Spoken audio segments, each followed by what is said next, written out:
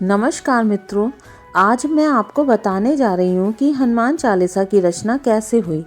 हनुमान चालीसा 40 छंदों का एक अद्भुत संग्रह है, जिसे पढ़ना एक अत्यधिक प्रभावशाली कार्य माना जाता है। यही कारण है कि भक्तजन हनुमान चालीसा को रोज पूरी श्रद्धा और भक्ति के साथ पढ़ते हैं। लेकिन जब तुलसीदास जी ने हनुमान चालीसा की रचना शुरू की तो उनके साथ कुछ अनोखी और रहस्यमयी घटनाएं घटने लगी। आइए जानते हैं यह पूरी कहानी। दरअसल जब तुलसीदास जी हनुमान चालीसा लिखते थे तो वह अपनी रचनाओं को रात के समय बड़े ध्यान से सुरक्षित रख लेते थे। लेकिन जब वह सुबह उठते तो हैरान होकर देखते कि रात में उन्होंने जो कुछ भी लिखा था वह सब गायब हो चुका होता था। यह घटना कई दिनों तक लगातार होती रही। चाहे उन्होंने जितना भी प्रयास किया, वही परिणाम सामने आता। परेशान होकर तुलसीदास जी ने हनुमान जी की आराधना शुरू की। भगवान हनुमान जी प्रकट हुए और तुलसीदास जी से पूछा कि वह क्यों पुकार रहे हैं। तब तुलसीदास जी ने उनसे पूछा, हे हनुमान जी, जब मैं हनुमान चालीसा लिखता हूँ तो वह रातों रात क्यों मिट जाता है। हनुमान जी ने तुलसीदास जी को जवाब दिया, यदि तुम मेरी प्रशंसा लिखना चाहते हो तो मेरे प्रभु श्री राम की स्तुति लिखो, मेरी नहीं। इसके बाद तुलसीदास जी ने भगवान हनुमान को पहली चौपाई सुनाई, जो उन्होंने अयोध्या कांड के आरंभ में हनुमान चालीसा की रचना करते हुए लिखी थी। वह चौपाई कुछ इस प्रकार थी। श्री गुरु चरण सरोज रज, निज मन मुकुरु सुधारी, वरुणो रघुवर बिमल जसु, जो दायक फलचारी।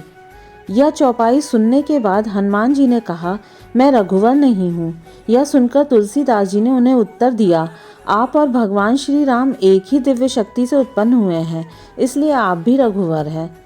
तुलसीदास जी ने हनुमान जी को याद दिलाया कि कैसे ब्रह्मलोक में सुवर्चला नाम की एक अप्सरा ने ब्रह्मा जी को मोहित कर लिया था और क्रोधित होकर ब्रह्मा जी ने उसे गिद्ध होने का श्राप दिया था। वह गिद्ध एक दिन राजा दशरथ के यज्ञ का प्रसाद लेकर उड़ी थी और उसी प्रसाद को गिराते हुए वह गिद्ध दूर स्थित माता अंजना के पास पहुंची थी, जो भगवान शिव से पुत्र प्राप्ति की कामना कर रही थी। उसी प्रसाद से भगवान राम का जन्म हुआ और माता अंजना के गर्भ से हनुमान जी का जन्म हुआ।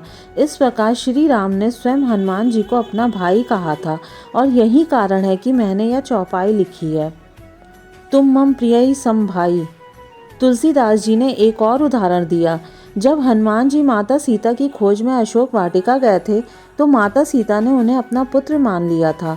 वह कहते हैं, अजर अमर गुणनिधि सुत हो, करहु बहुत रघुनायक छो, सुनु सुत तोहि उरिन में नहीं, देखो करी विचार मन माही। तुलसीदास जी ने हनुमान जी के इस महान कार्य और उनकी भूमिका को स्वीकार करते हुए कहा, इस प्रकार आप रघुवर बन गए हैं और मेरी यह चालीसा आपके द्वारा किए गए महान कार्यों के आधार पर रचित है।